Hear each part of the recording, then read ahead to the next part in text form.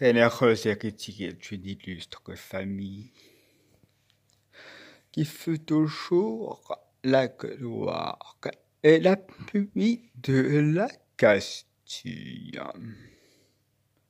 Race de Tantailleux, en valeur signalée, que l'essai de la tienne a sitôt égalé.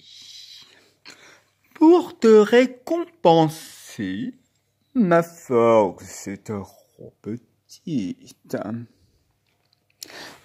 J'ai moins de pouvoir que tu n'as de mérite. Le pays délivré d'un si rude ennemi. Mon sceptre dans ma main par la tienne affermi. Elle est morte, défait, avant qu'en ces alarmes, je peux donner ordre à repousser leurs armes. Ne sont point les exploits qui laissent à ton roi le moyen ni l'espoir de s'acquitter vers toi. Mais deux rois, tes captifs, feront ta récompense. Ils t'ont nommé tous deux leur cid en ma présence. Puisque cid, en leur langue, est autant que seigneur. Je ne t'envierai pas ce beau titre d'honneur. Sois désormais le cid, qu'à ce grand nom tout cède, qu'il comble d'épouvante et grenade et Tolède, et qu'il meurtre à tous ceux qui vivent sur mes lois, et ce que tu me vaux est ce que je te noie. Votre Majesté, sire, épargne ma bonté. D'un si faible service, ça ne fait trop de compte, et me force à rougir devant un si grand roi, de mériter si peu l'honneur que j'en reçois. Je sais trop que je dois au bien de votre empire et le sang qui m'anime et l'air que je respire. Et quand je les perdrai pour un si digne objet, je ferai seulement le devoir d'un sujet. Tous ceux que ce devoir à mon service engage ne s'en acquittent pas avec même courage. Lorsque la valeur ne l'a point dans l'excès, elle ne produit point de si rares succès. Souffre donc qu'on te loue de cette victoire. Apprends-moi plus selon la véritable histoire. Sire, vous avez su qu'en ce danger pressant, qui jeta dans la ville un effroi si puissant. Une trompe d'amis chez mon père rassemblés sollicita mon âme encore tout étroublée. Mais, sire, pardonnez à ma témérité, si j'osais l'employer sans votre autorité. Le péril approchait. Leur brigade était prête. Me montrant à la cour, je hasardai ma tête. S'il fallait la perdre, il m'était bien plus doux de sortir de la vie en combattant pour vous. J'excuse ta chaleur à venger ton offense. Elle t'a défendu, me parlant ta défense. Quoique dorénavant, chemin n'a beau parler, je ne l'écoute plus que pour la consoler. Mais poursuis. Sous moi donc cette troupe s'avance et porte sur le front une malle assurant. Nous sortîmes 500, mais par un prompt renfort, nous nous vîmes 3000 en arrivant au port. Tant à nous voir marcher avec un tel visage, les plus épouvantés reprenaient de courage. J'en cache les 2/3. Aussitôt qu'arrivés dans le fond des vaisseaux qui leur furent retrouvés, le reste, dont le nombre augmentait à toute heure, brûlant d'impatience autour de moi demeure, secours contre retard,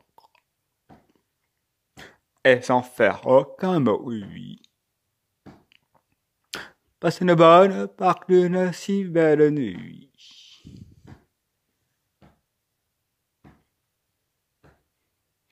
Par mon commandement, la garde en fait de même. Et se tenant caché, est à mon stratagème. Et je fais un argument d'avoir reçu de vous l'ordre qu'on me voit suivre et que je donne à tous. C'est obscur que l'archétype qui tombe des étoiles. Enfin, avec le feu nous fait voir 30 voiles. Le monde sans le dessous est un commun effort. Les morts et la mer comme je sais que au port. On les laisse passer. Tout leur paraît tranquille. Point de soldats au port. Point au mur de la ville. Notre profond silence, abusant leurs esprits. Ils n'osent plus douter de nous avoir surpris. Ils abordent sans peur, ils ancrent, ils descendent, et courent se livrer aux mains qui les attendent. Nous nous levons alors, et tous en même temps, poussons jusque au ciel, mille cris éclatants. Les nôtres afféqueries de nos vaisseaux répondent, ils paraissent armés, les morts se confondent, l'épouvante les prend à demi descendus. Avant que de combattre, ils s'estiment perdus. Ils couraient au pillage et rencontrent la guerre. Nous les pressons sur l'eau. Nous les pressons sur terre. Et nous faisons courir des ruisseaux de leur sang avant qu'aucun résiste ou reprenne son rang. Mais bientôt, malgré nous, leurs parrains se les rallient. Leur courage renaît et leur terreur s'oublie. La honte de mourir sans avoir combattu arrête leur désordre et leur rend leur vertu. Contre nous de pied ferme, ils tirent leur influence. De notre sang au leur, d'horribles mélanges. De notre sang au leur, font d'horribles mélanges. Et la terre, et le fleuve, et leur flamme. À le port sont des champs de carnage où triomphe la mort. Oh, combien d'accidents, combien d'exploits célèbres sont demeurés sans gloire au milieu des ténèbres, où chacun, seul témoin des grands coups qu'il donnait, ne pouvait discerner où le sort inclinait. J'allais de tous côtés enrager, encourager les nôtres, faire avancer les uns, soutenir les autres, ranger ceux qui venaient et les pousser à leur tour, et ne les plus savoir jusqu'au point du jour. Mais enfin, sa clarté montre notre avantage. Le mort voit sa perte et perd soudain courage. Et voyant un renfort qui nous vient secourir, l'ardeur de vaincre cède à leur peur de mourir. Ils gagnent leur vaisseau, ils en coupent les câbles, poussent jusqu'aux cieux des cris épouvantables, font retraite dans tumulte, et sans considérer si leur roi avec eux peuvent se retirer. Pour souffrir ce devoir, leur frayeur est trop forte. Le feu les apporta, le refelu les remporte. Cependant que leur roi, engagé parmi nous, est quelque peu des leurs, dispersés de nos coups, dispute vaillamment et vendent bien leur vie. À se rendre moi-même, enfin je les convie.